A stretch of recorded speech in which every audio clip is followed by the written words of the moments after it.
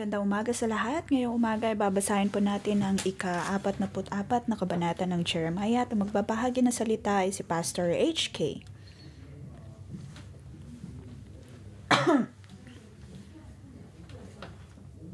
Ito ay tulad ng kalamidad na hindi matapos-tapos.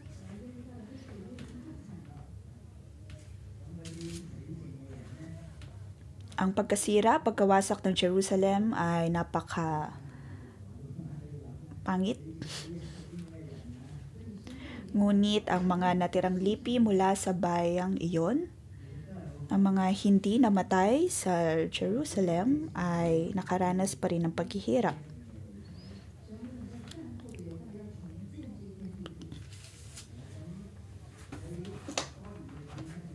Nais ng Diyos na muling itayo ang Jerusalem pagkatapos ng digmaan.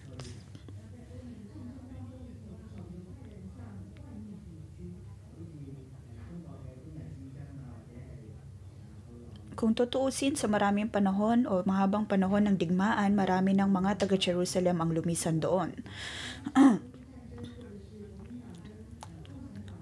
Tulad ng naganap sa China, sa ilang taong digmaan na ganap doon, marami na ang umalis doon at nagpunta sa iba pang mga bansa tulad ng Hong Kong at sa iba pang bansa sa Southeast Asia. Sa Myanmar man yan, o kaya sa iba pang dako ng Asia. At ang mga Hudyo ay ganun din ang nangyari sa kanila.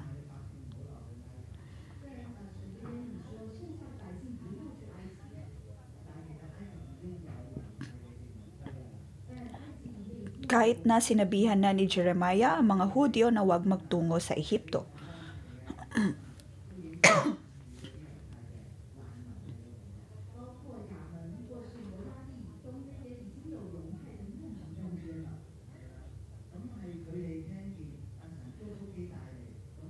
At mayroon na ding mga kampo pagdating sa mga katulad nilang lumisan sa kanilang mga bansa.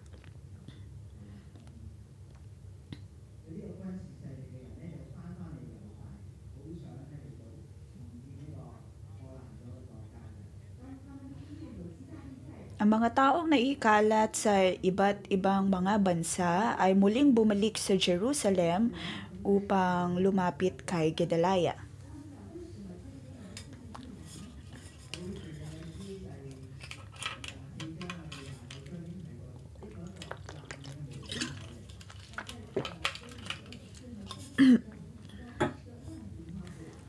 Sa chapter 24 at 29,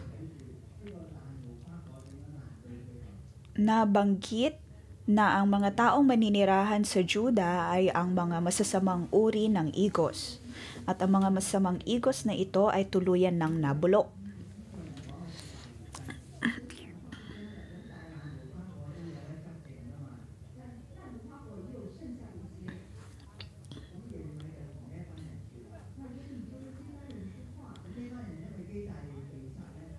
Si Jeremiah ay nangungusap sa mga natirang lipi sa Juda.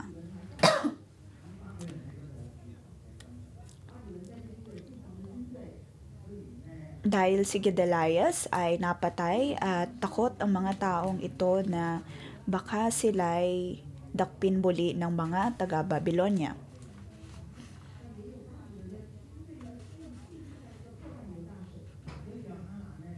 Naroon na nagkalat pa rin ang hukbo ng Babylonia sa Jerusalem.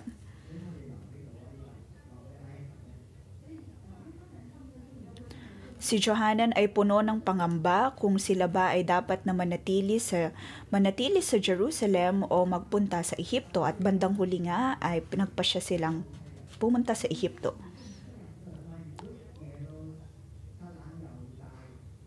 Ngunit bandang huli sila ay nakaranas ng mas higit pang pangit o di magandang kahihinatnan.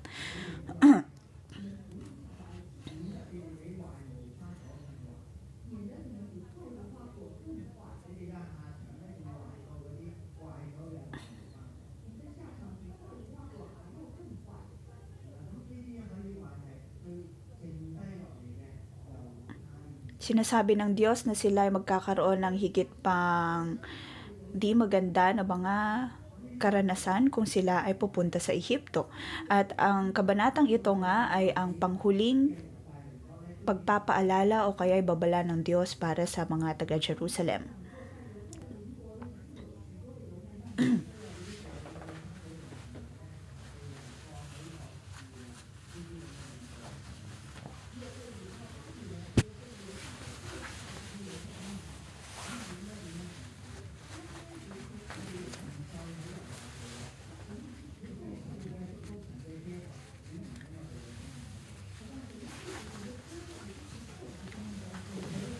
Ang pagpapala ng Diyos o kaya protection niya ay wala na sa mga taga-Jerusalem dahil sa kanilang pamimili. Pinili nila na magpunta sa Ehipto at pinili nilang danasin ang mga pagsubok doon.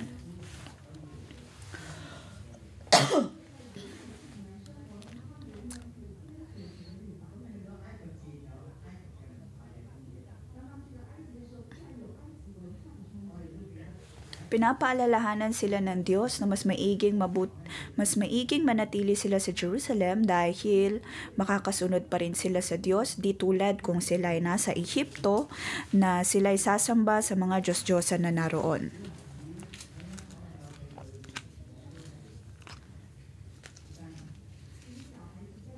Tanda ko pa nang may mga lumipat din dito sa Hong Kong, marami sa mga banyaga o sa mga dayuhang lumipat dito ay nahirapan dahil sa pagbabago ng kultura, pagbabago ng lengguwahe. At ang ganitong problema ay maaaring magtagal sa 2 hanggang 3 henerasyon. At hindi magbabago ang kanilang kumpiyansa o kaya ay aabutin ng 2 o 3 henerasyon bago magbago ang kanilang kumpiyansa.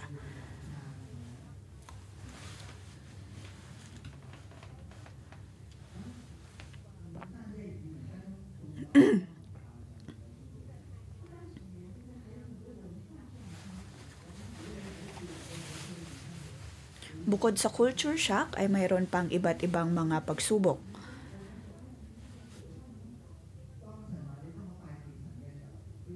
Kaya dito, ang punto rito ay kung sila ba ay pupunta sa banyagang bansa, lalo na kung sa Ehipto, makapagpupuri pa rin ba sila sa Diyos?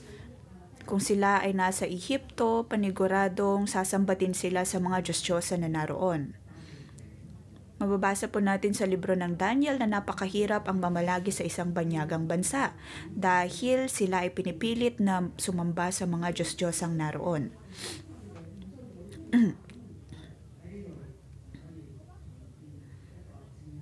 Kung kaya naman laging sinasabi ng Diyos na bilang mga lipi ng Juda, bilang natirang lipi na nasa Jerusalem, dapat lamang silang mamalagi doon. Ngunit hindi pa rin sila nakinig sa Diyos, hindi sila nakinig sa salita ng Diyos dahil puno sila ng takot. Ang tanging iniisip lamang nila ay ang sitwasyon na mayroon sila. Ngayon sa chapter 44, ito po ay tungkol sa parehong bagay.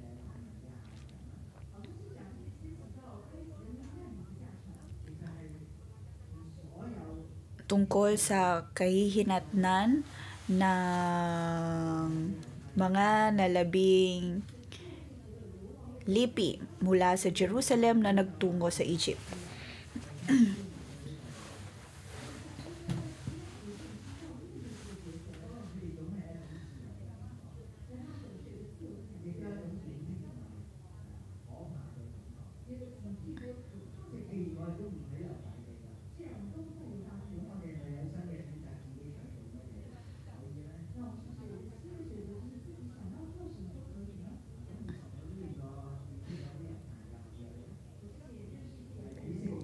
Dahil ba sila ay nasa ibang mga bansa, ibig sabihin ba no na maaari na nilang magawa ang kanilang mga gusto?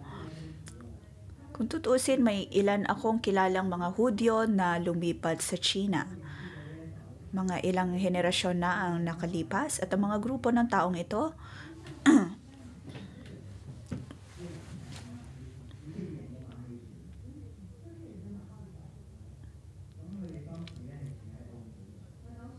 sila ang mga taong dinala para sa mga circus nanatili sila sa Macau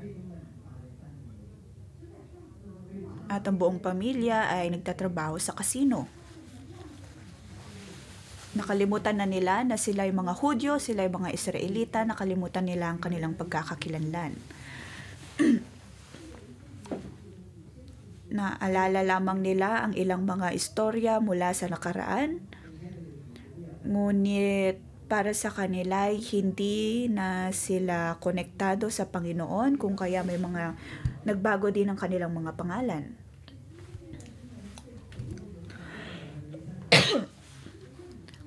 Kung tutuusin, ang kabanatang ito ay nangungusap sa bawat Hudyo sa buong mundo, kahit nasan man tayo. Kailangan po natin dumulog sa Panginoon. Huwag po nating kalimutan na tayo ay mga grupo ng tao na pinili ng Diyos. Hahatiin po natin ang kabanatang ito sa 5 parte.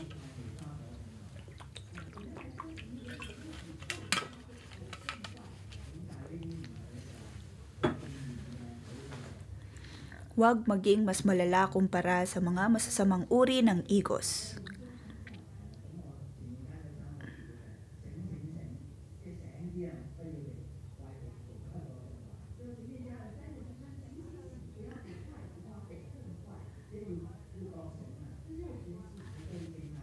Magising at huwag maging tulad ng mga masamang igos. Ito ay ang pinal na babala ng Diyos para sa mga Hudyo.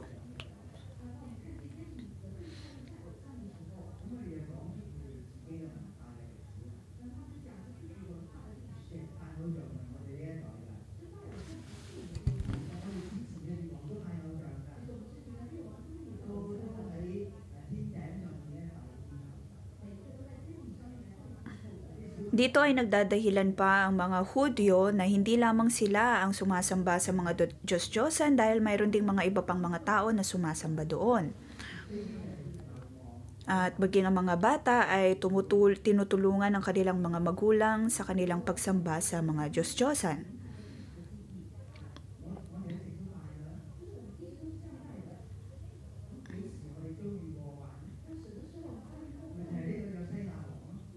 Ang lahat ng mga tao ay sumasamba sa Diyos-Diyosan na mayroon sila.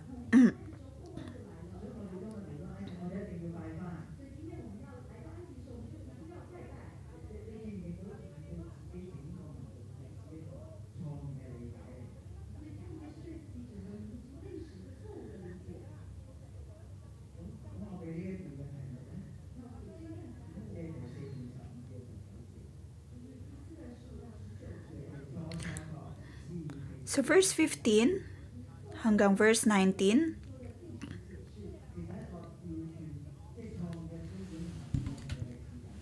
iyon ay maling pag-unawa sa kanilang kasaysayan.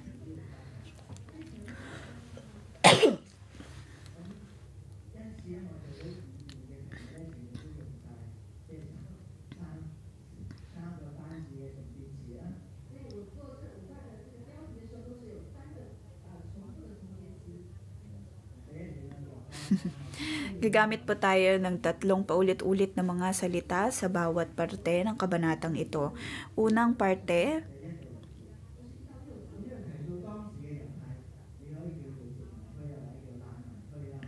tignan at huwag baliwalain ang paghuhusga ng Diyos. Yun po ang unang parte. Ang mga natirang lipi ng Juda ay nanatili sa Migdol, Taphnes, sa Memphis at sa lupain ng Patros.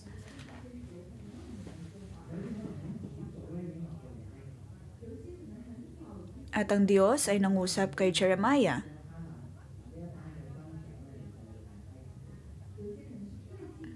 May ilang mga taga-Hudyo o ilang mga Hudyo na nagpunta sa mga lugar na ito at mayroon ding mga nahuli.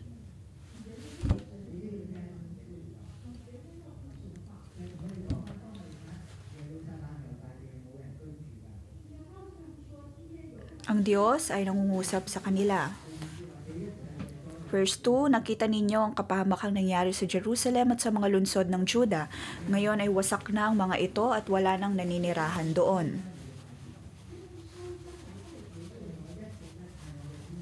Yun ay dahil sila ay nagsunog ng mga insenso at naglingkod sa mga Diyos na hindi nila nakikilala, sila at ang kanilang mga ninuno.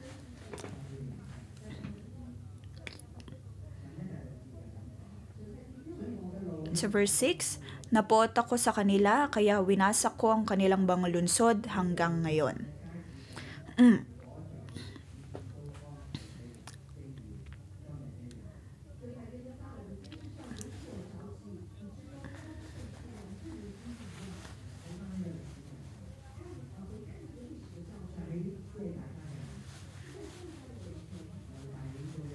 Dito sinasabi ng Diyos ang pagkawasak na nangyari sa Jerusalem, ang Juda ay wasak na, kung kaya dapat silang makinig sa salita ng Diyos. Ikalawang talata,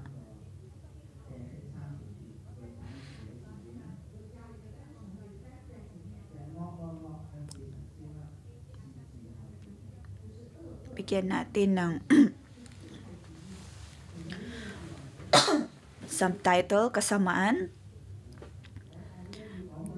Kayo ay nagsunog ng mga insenso para sa mga Diyos-Diyosan, kung kaya kayo ay napahamak.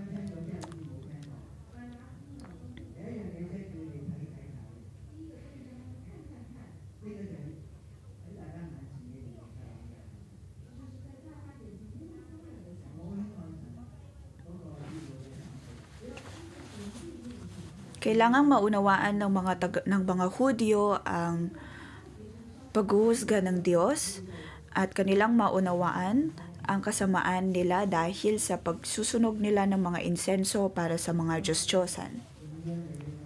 Hindi dapat nila babaliwalain ang katotohanan na nakikita iyon ng Diyos.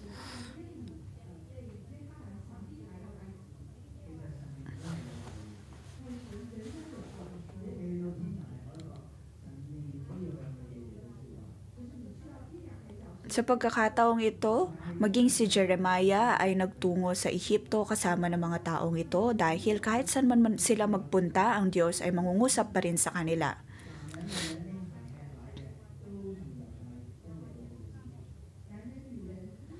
Mga kalalakihan, kababaihan, maging mga bata at sanggol. Pagkatapos sila ay nagtatanong kung bakit iyon nangyayari sa kanila.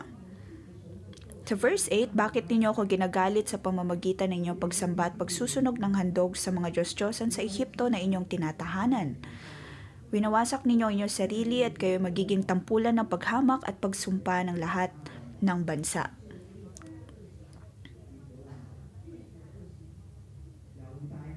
Mayroon pong 3 masasamang bagay na nabanggit dito, masasamang gawain na nabanggit.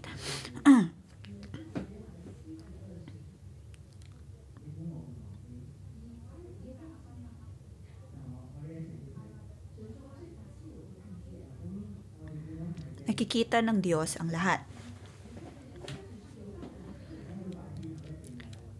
Hindi lamang ang kasamaan ng hari ng Juda, kundi maging ng mga reyna, mga prinsipe at prinsesa,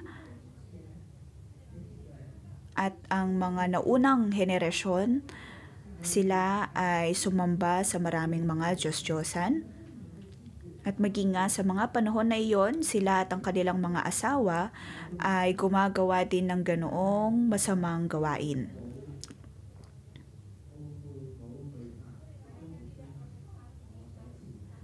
Wala silang takot sa Diyos at wala ring pagsisisi pagdating sa kanilang masasamang gawain. Verse 9, nakalimutan ninyo ang kasamaang ginawa ng inyong mga ninuno, mga hari at kanilang mga asawa, mga ginawa ninyo at inyong mga asawa sa lupain ng Juda at sa lansangan ng Jerusalem. Ang mga bagay na kanilang naranasan sa Juda ay mararanasan pa rin nila sa Ehipto. Ang mga nangyari noong nakaraan ay mangyayari din sa kanila sa kasalukuyan.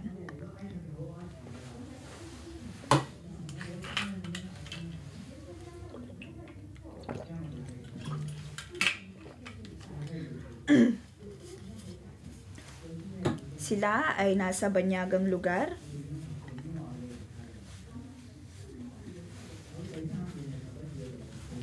At maaaring naroon ang pag-iisip nila na hindi na nila kailangan sumamba sa Diyos. Ngunit ang kapahamakan ay susunod pa rin sa kanila. Sunod sa verse 11 hanggang 14.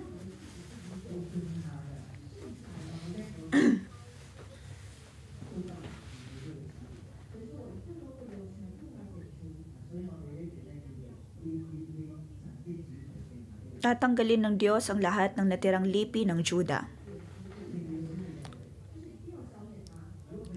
Pagdurusa, ang lahat ng mga natirang lipi sa Jerusalem ay mawawala. Sa verse 18,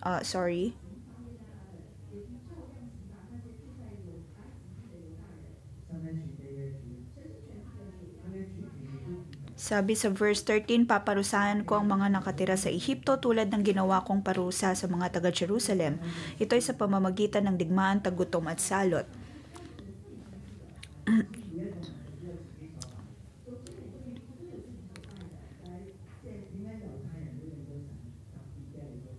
Alam ng Diyos na ang bawat mga bansa ay may kanya-kanyang mga Diyos-Diyosan.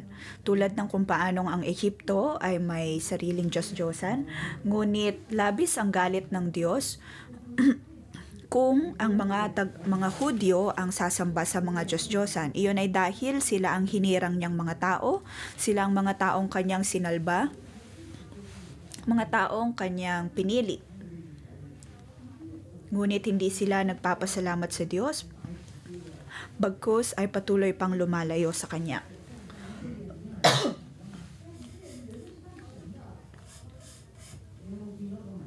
Pangatlo, ang mga mga taga-Ehipto ay dati nang sumasamba sa mga Diyos-Diyosan, ngunit ang mga taga-Israel, noong una sila ay sumasamba sa Diyos at hindi sa mga Diyos-Diyosan.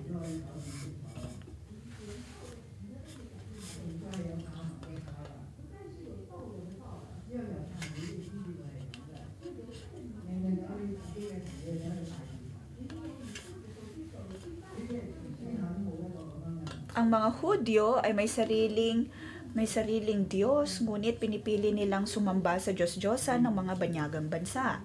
Hindi nila kilala ang kanilang tunay na Diyos, hindi nila inaalala ang tunay na pagkakakilanlan ng Diyos ng Israel.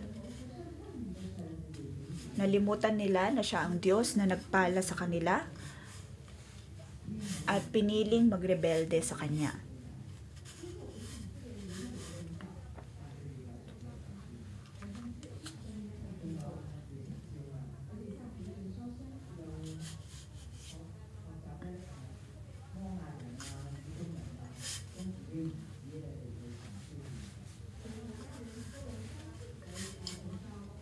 Dahil sa kanilang pagsamba sa mga Diyos-Diyosan, umabot sa punto na sinakripisyo nila ang kanilang mga anak upang sumamba sa mga Diyos-Diyosan.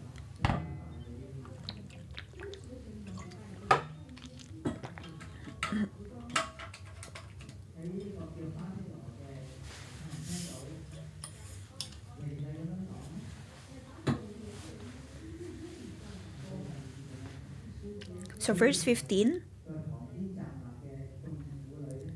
ang lahat ng kalalakiang naroon na nakakaalam ng kanilang mga asawa ay nagsusunog ng handog sa ibang Diyos, gayon din ang mga kababaihang nakatayo sa malapit at lahat ng nanirahan sa Patros, sakop ng Ehipto, ay nagsabi kay Jeremiah, hindi namin papakinggan ang sinasabi mo sa amin sa pangalan ni Yahweh.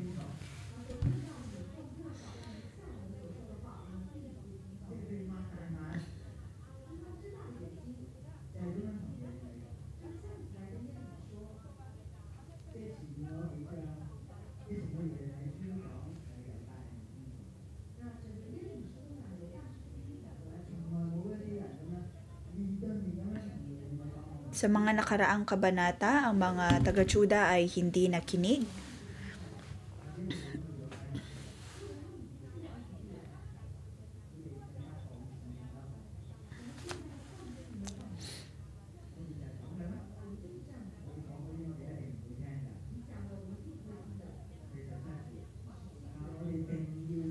So verse 17, sa halip, gagawin namin ang lahat ng aming pinapangako sa aming mga sarili. Magsusunog kami ng handog sa reyna ng kalangitan, mag-aalay ng handog na alak para sa kanya, gaya ng ginagawa ng aming mga ninuno, hari, pinuno at gaya ng ginawa namin sa mga lungsod ng Juda at sa lansangan sa Jerusalem.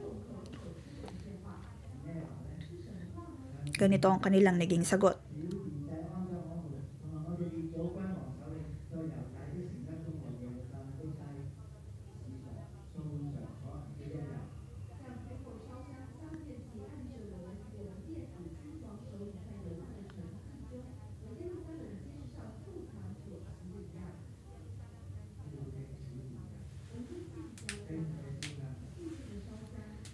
Sinasabi nila dito na sila ay magpapatuloy sa paghahandog sa kanilang mga Diyos-Diyosan, tulad ng ginawa ng kanilang mga hari, ng mga ninuno, at mga prinsesa, at ng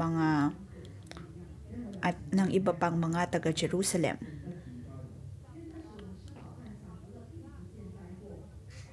Iyon ay dahil sa mga panahon na iyon, sila ay mas mayaman pa, kung kaya magpapatuloy lamang sila sa paggawa nun. Sabi sa verse 18, simula nang ihinto namin ang pagsusunog ng handog ng reyna sa reyna ng kalangitan at ang pag-alay ng handog ng alak sa kanya, dumanas kami ng matinding paghihirap. Marami sa amin ang nasawi sa digmaan at sa gutom. Sila ay nakatingin lamang sa kanilang mga sitwasyon. Sila ay nakatingin lamang sa kanilang karanasan.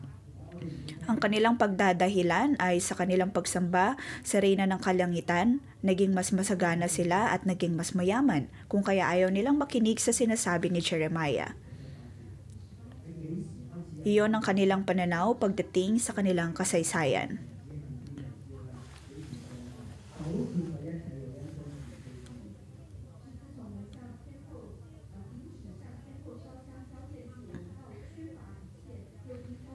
Para sa kanila ay nakaranas sila ng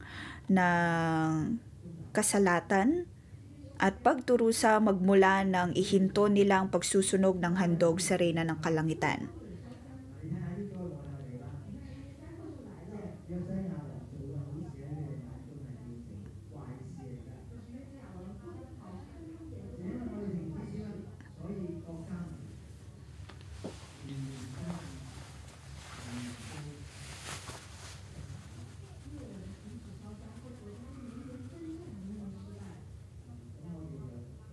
Para sa kanilang pananaw at pagdadahilan, mula nang itigil nila ang pagsamba sa reyna ng kalangitan, doon dumating ang maraming mga digmaan, doon dumating ang maraming pagsalakay ng ibang mga bansa, at sila'y naging mas mahirap at mas miserable, kung kaya mas ninais nilang magtungo sa Ehipto. Makikita po natin dito ang kanilang sariling pananaw at pag-unawa pagdating sa kanilang kasaysayan. Maaring tunog resonable ang mga bagay na ito, tila tama, at paniguradong ang mga hari noon o ang mga tao noon ay mapupuno ng galit sa pagdinig ng mga ito, at maging si Jeremiah marahil ay nagulat sa mga sagot na ito.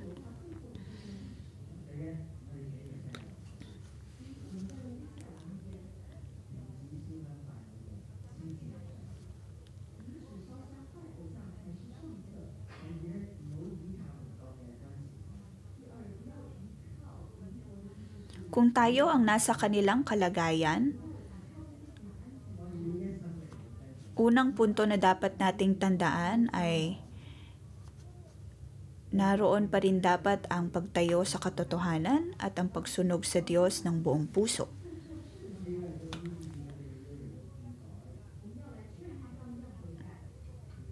At kahit pa magkamali ang mga pinuno, dapat silang tulungan, bigyan ng payo, at tulungang magsisi sa kanilang mga kasalanan.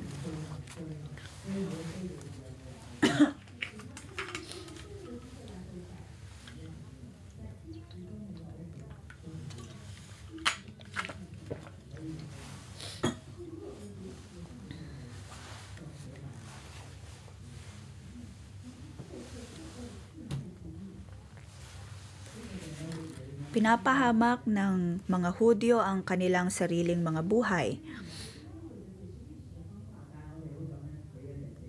Dapat po nating ayusin ang ating pananaw pagdating sa pagbabasa o kaya pag-unawa ng kasaysayan.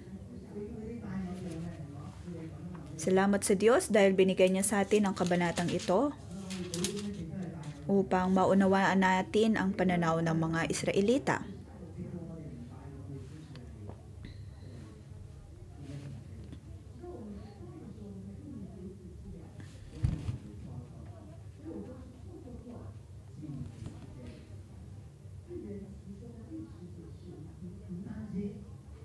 Ito ay maling kaisipan.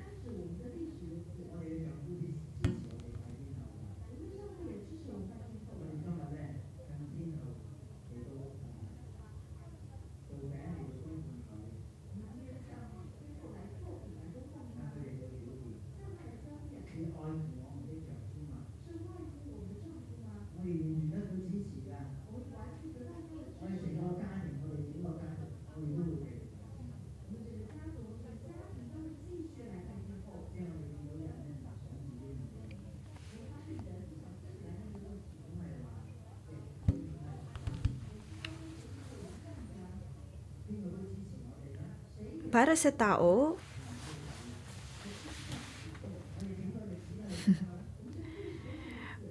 may ugali ang tao, natural sa tao ang manisi ng iba sa tuwing nakakaharap ng problema, ngunit ang Diyos ay nangungusap sa atin sa pamamagitan ng kabanatang ito.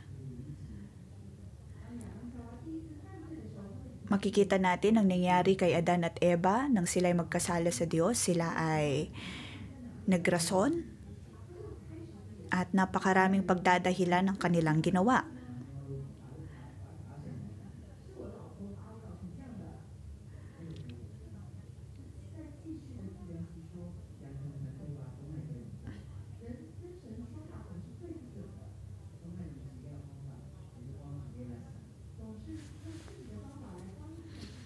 Kung kaya nang nangusap ang Diyos sa kanila, sila ay may sariling pag-iisip, sila ay may sariling pag-unawa sa lahat ng sinasabi ng Diyos. Pagkatapos ay nagdahilan. At ganun din ang nangyari sa Juda, ganun ang nangyari sa buong bansa ng Jerusalem.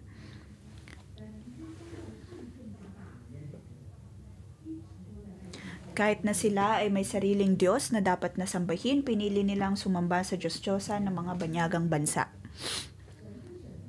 Ikalimang talata sa verse 15 hanggang 30.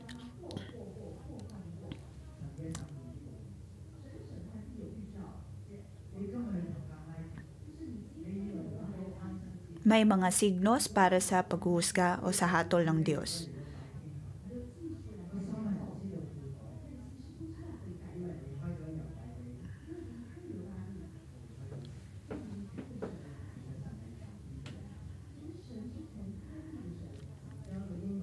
Kung tutuusin, ang Diyos ay Diyos ng buong mundo, buong sanlibutan. Siya ay nagbigay na ng lupain para sa mga taga-Juda, para sa mga taga-Jerusalem.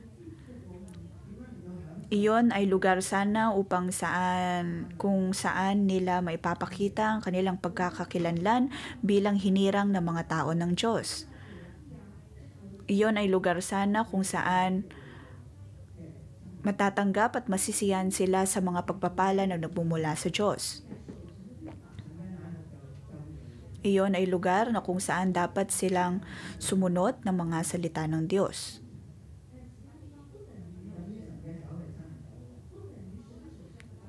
Ngunit sa kanilang paglisan sa lupang pangako, hindi ibig sabihin nun na hindi na sila kasama ng Diyos. Dahil mula pa nung una, mula pa nung simula, ang lahat ay nilikha na ng Diyos, ang lahat ng nasa langit at lupa ay likha ng Diyos. Ngunit espesyal ang kanyang pagkakatawag at pagdating sa Israel.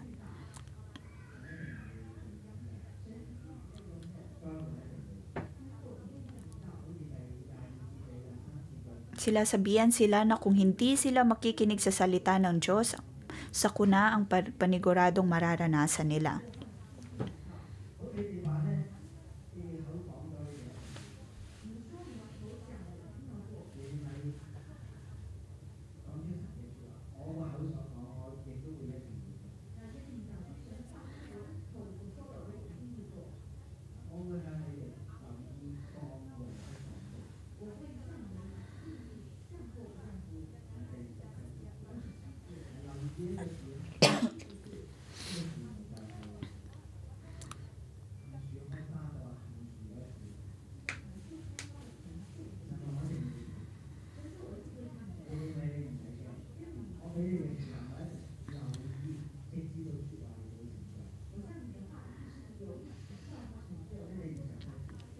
Sinasabi ng Diyos dito na kanyang isasakatuparan ang bawat niyang salita na winika kay Jeremiah.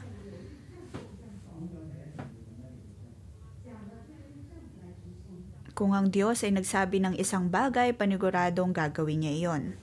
Sa verse 28,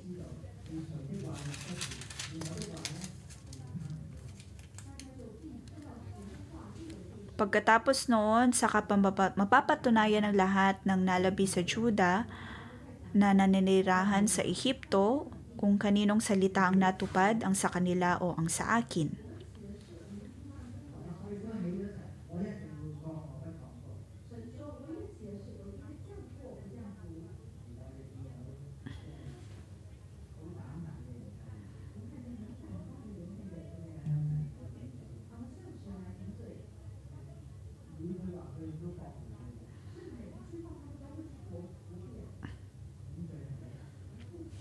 Ang mga taga-Juda ay napakatapang pagdating sa kanilang rebelyon laban sa Diyos. Kung kaya naman matapang din sila na makipag-away kay Jeremiah pagdating sa kanyang mga propesiya.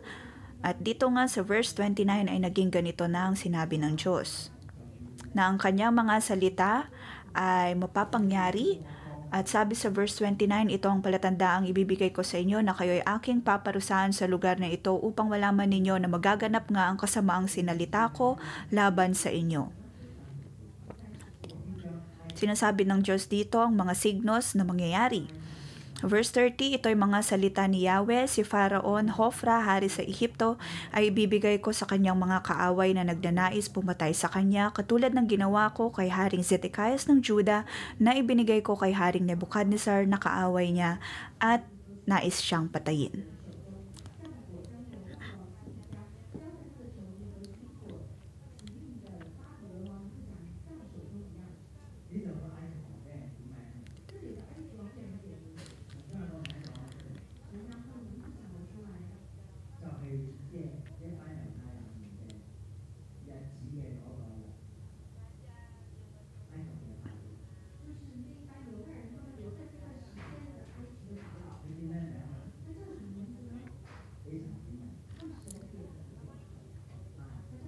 Nabanggit dito ang pangalan ng Faraon na si Hofra, siya ang hari ng Ehipto.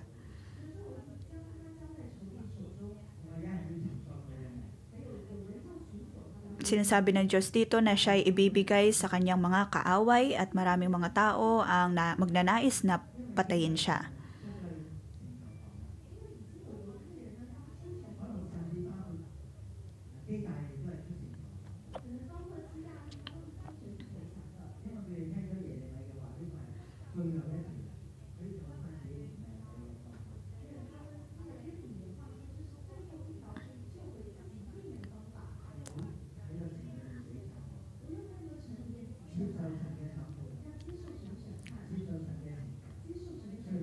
Natatandaan natin na ang sinasabi ni Jeremiah sa mga taga-Juda noon ay mamalagi lamang sila sa Juda at sumuko. Ngunit ayaw nila yung gawin.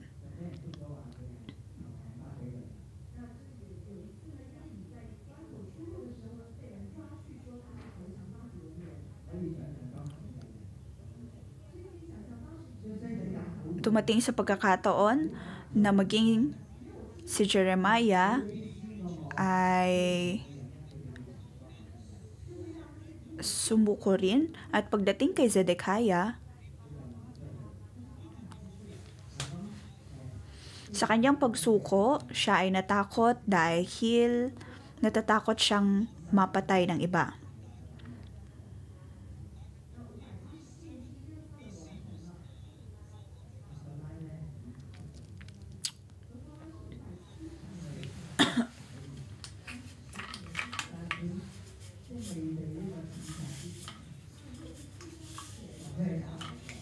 Kung tutuusin, si Hophran o ang Faraon ng Ehipto ay napatay.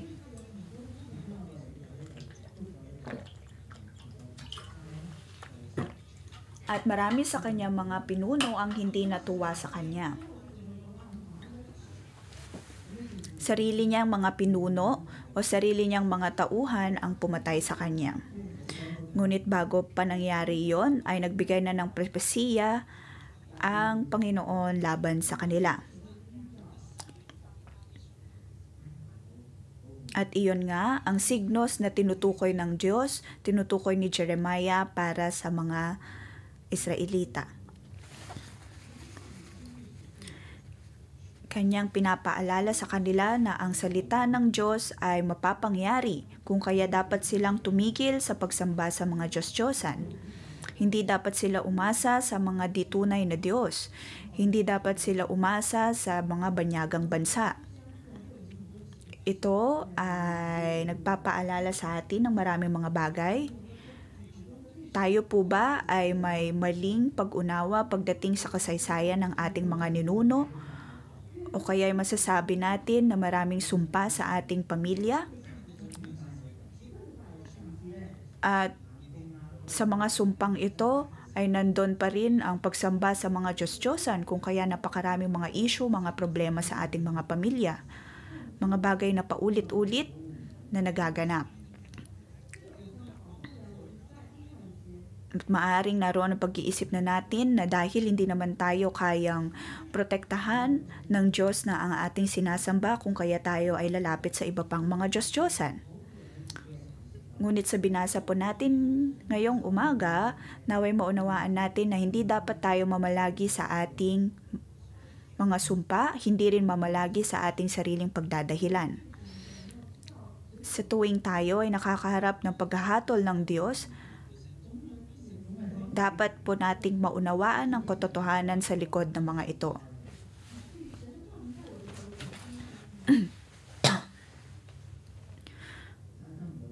Huwag po tayong lumayo sa katotohanan.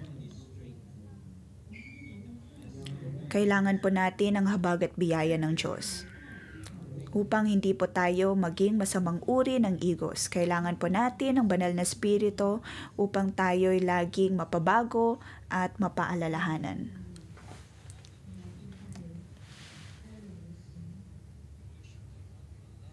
Purihin natin ang Diyos na siyang nagmamahal sa atin.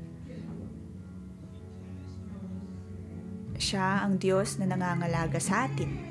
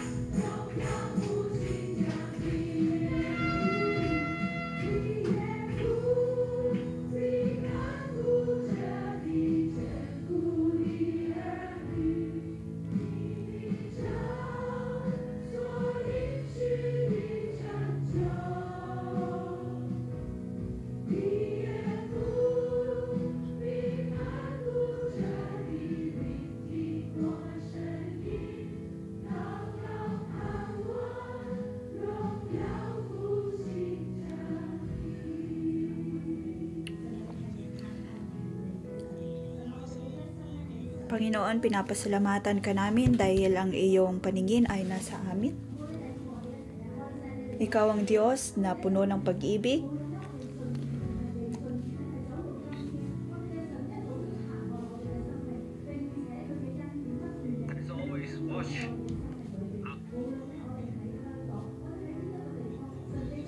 Ating ipagpasalamat ang Diyos dahil minahal niya tayo at ang kanyang habag at biyaya ay laging nasa atin.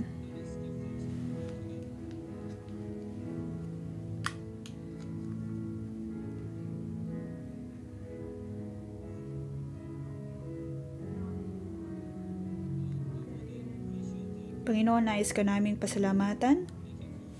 Salamat sa lagi mong pagsama sa amin.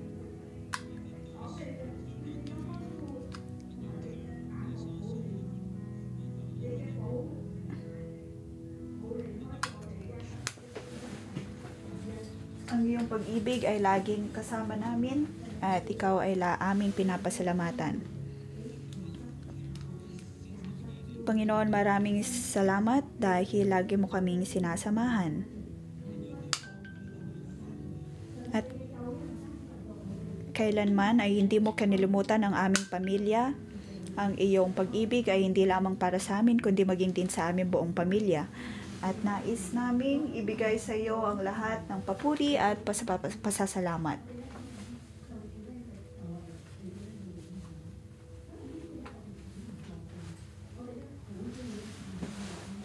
Maaaring marami po sa atin ay naumpluwensyahan ng mga naunang henerasyon.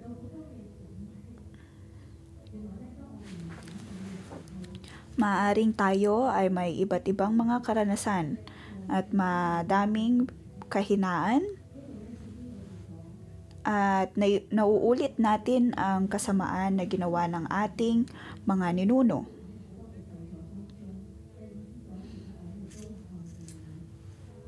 Sa pagsamba ng ating mga ninuno sa mga Diyos-Diyosan, tayo ang nakaranas ng sumpa ng mga ito. Maaaring alam natin ang katotohanan ito, ngunit hindi pa rin tayo nakikinig o kaya nagbabago. Kung kaya nagpapatuloy tayo sa pagsunog o kaya paghahandog sa mga Diyos-Diyosan. Maaaring sa ating buhay ay naroon pa rin ang mga pagkakasala. Kung kaya ang ating buhay ay puno pa rin ng sumpa, ipikit po natin ang ating mga mata at hilingin ang banal na espiritu na magliwanag sa ating buhay.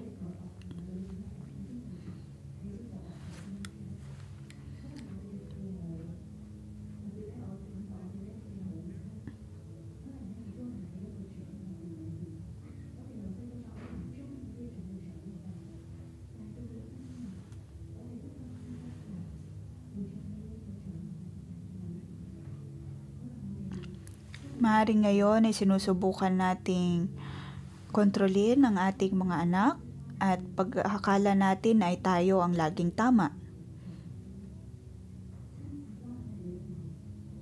Pagkatapos ay nanaisin nating kontrolin maging ang ating sariling mga anak o kaya ay asawa.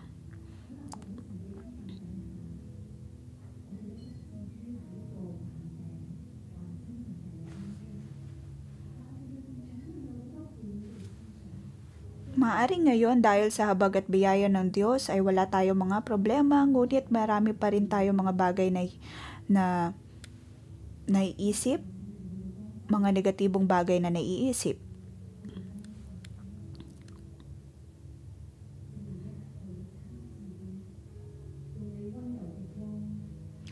Banal na Espiritu,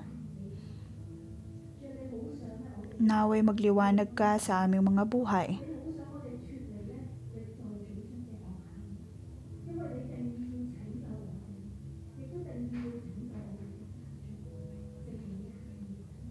Nais mo, O Diyos, na kami ay maisalba at kami at ang aming pamilya ay maligtas.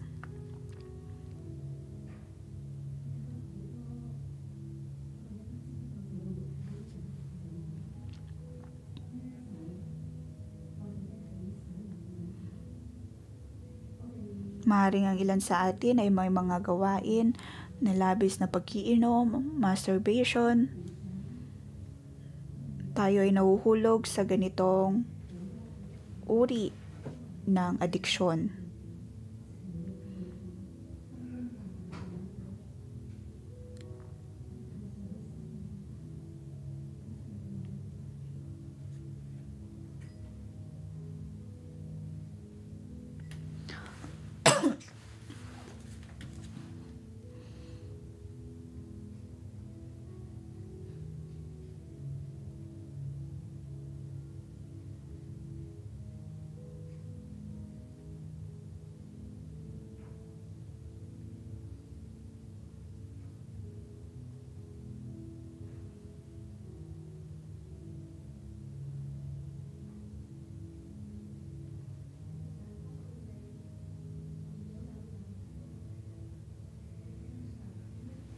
Kung ang Diyos ay nangungusap sa iyo, maaaring ang iyong mga ninuno ay nagkaroon ng ganitong mga pagkakasala sa Diyos.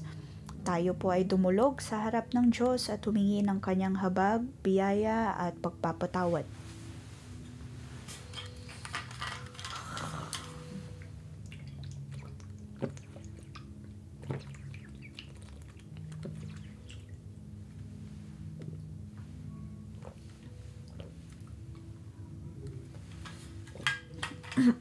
Mga kapatid,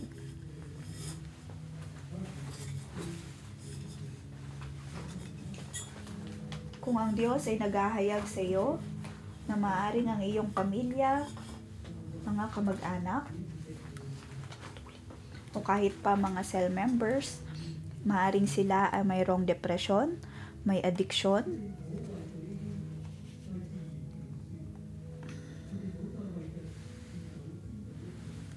tayo po ay sama-samang humingi ng tawad sa Diyos. Hindi po tayo mananatili sa paggawa ng mga masasamang gawain.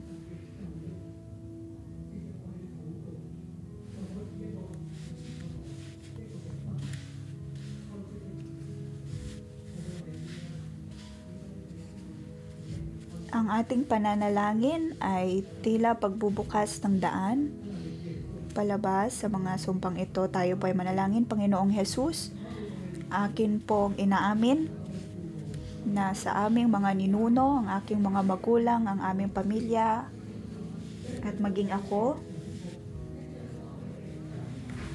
dahil nung karaan kami ay nakontrol ng kasamaan at ang nais namin ay magrebelde.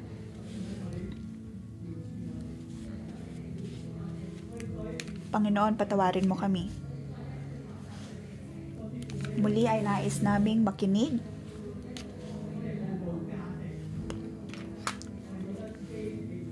at dahil sa mga pagkokontrol na ito, akala namin kami ay marami kaming mga negatibong naiisip. Ang tingin namin sa aming sarili ay walang halaga.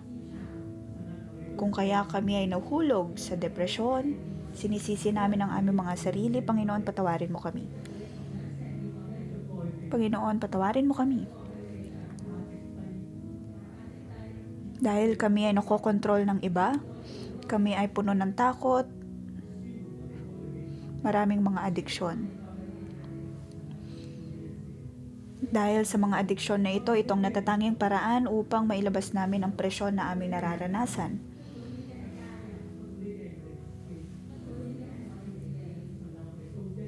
Sa pamilya man namin ito, sa mga ninuno, sa aming mga cell member, Panginoon, nais namin humingi ng tawad pagkat kami ay nagkasala sa iyo.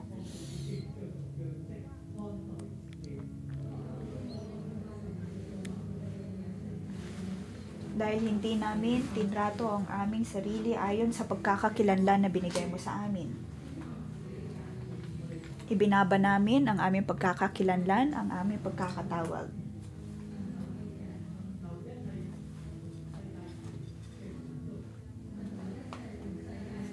Kung kaya kami ay naganap ng iba pang mga bagay na maaaring magbigay kasiyahan sa amin. Panginoon, kami ay nagkasala sa iyo. Panginoon, kami ay nagkasala sa iyo. Patawaran mo kami, patawarin mo ang aming kahinaan. Patawarin mo ang aming pamilya.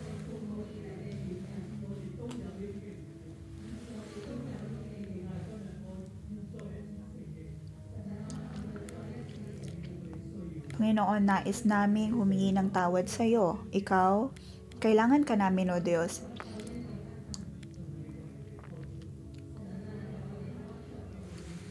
Panginoon, buksan mo ang daan patungo sa iyo. Tulungan mo kami, O Diyos, na makabalik sa iyo. Mga kapatid, tayo po ay tumayo at idalangin sa Diyos na tayo ay kanyang tulungan, na tayo ay malayo sa mga sumpang ito.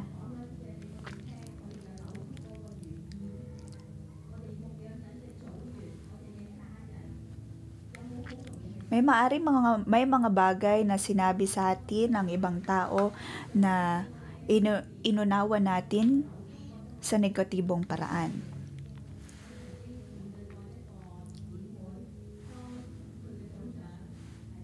Maaring nagbibigay lamang sila ng payo, ngunit para sa atin, ang pakiramdam ay sinisisi tayo sa kamaliang ito.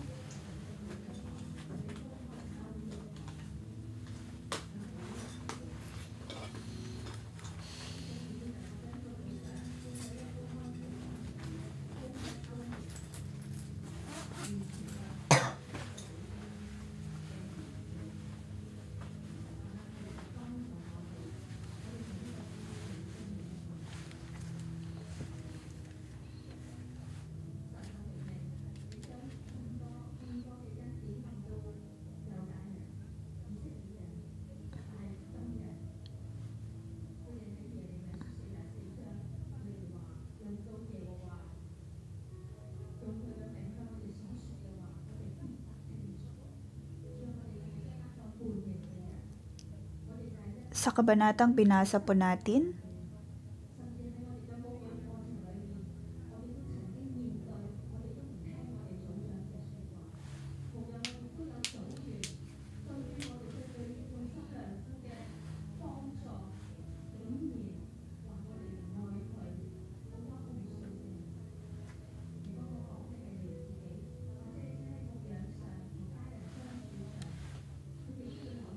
maaring tayo po ay katulad din ng mga taga-Juda na may ibang paraan ng pag-unawa pagdating sa salita ng Diyos.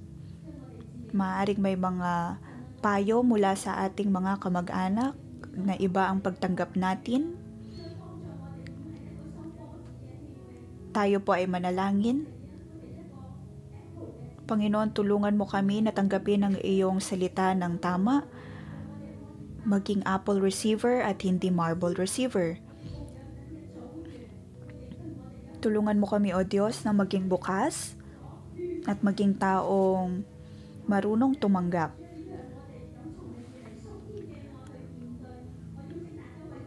Tulungan mo kami, O Diyos, na magkaroon ng pag-ibig upang tanggapin pa rin ng iba at tanggapin ang kanilang mga salita.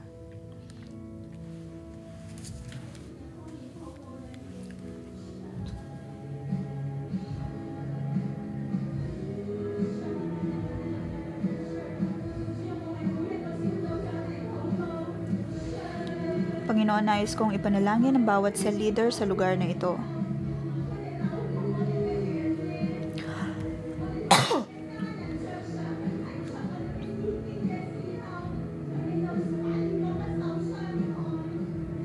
Maaring may mga pagkakataon na sila ay nagbibigay ng payo sa kanilang mga cell member at sila ay hindi naunawaan.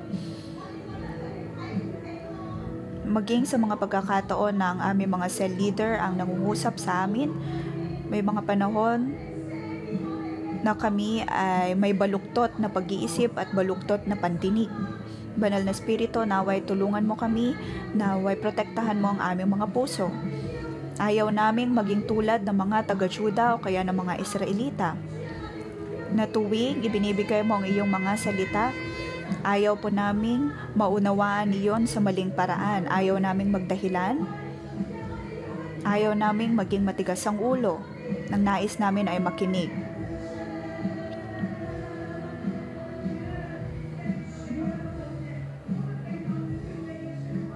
Panginoon, patawarin mo kami sa aming pagre-rebelde, patawarin mo kami sa hindi namin pakikinig sa iyong mga salita.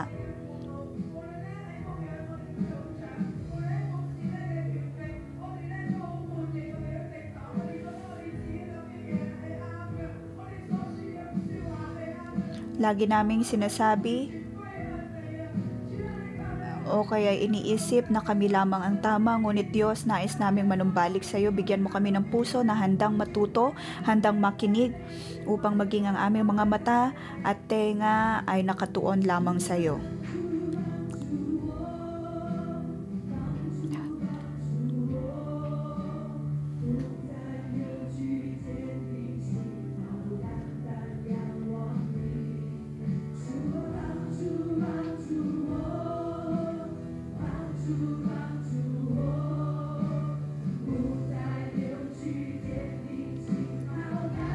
Tulungan mo kami, O Diyos, na hindi na maging baluktot sa pag-iisip.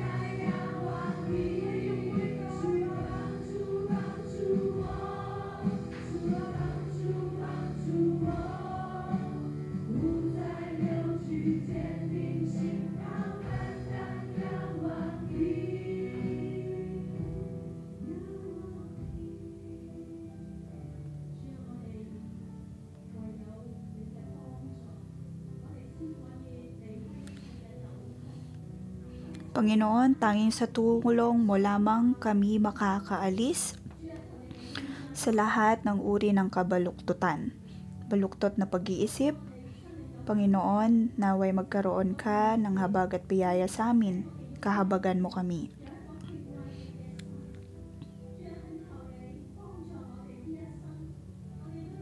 Panginoon, tulungan mo kami sa aming mga buhay.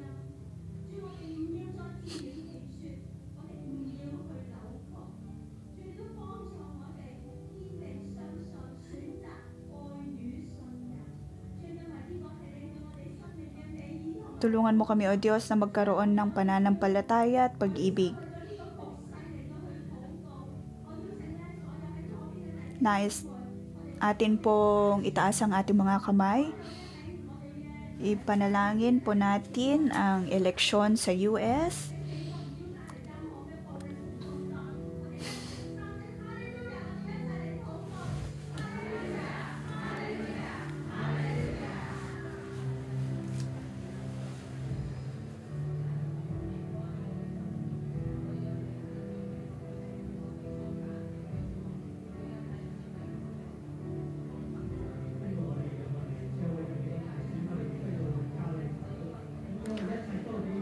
Panginoon, kami dumudulog sa iyo, pinapanalangin ng eleksyon sa US. Ang lahat ay nasa iyong mga kamay, sa iyong kalooban.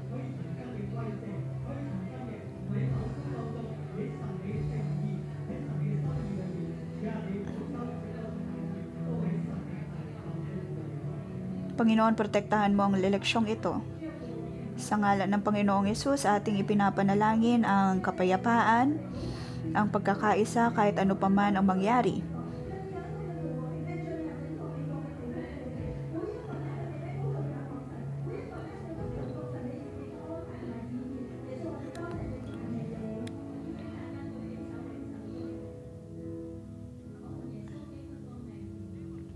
Sa ngalan ng Panginoong Hesus, tayo po ay tumanggap ng pagpapala. Panginoon, naway pagpalain mo ang bawat kapatirang narito, ang lahat ay natanggap ay pinili ng Diyos.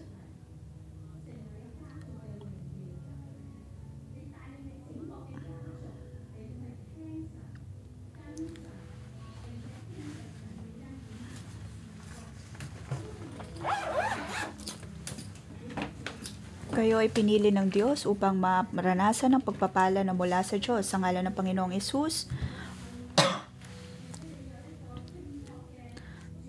Naway mapagpala kayo sa tulong ng pagpapayo ng iyong mga otoridad at magkaroon ng tamang uri ng pakikinig.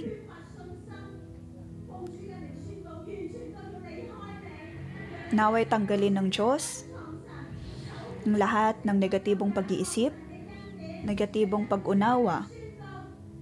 Sa ngalan ng Panginoong Hesus, sa iyong buhay, ikaw ay magiging mabuting patotoo para sa ikapupuri ng Diyos. Sa ngalan ni Hesus, Amen.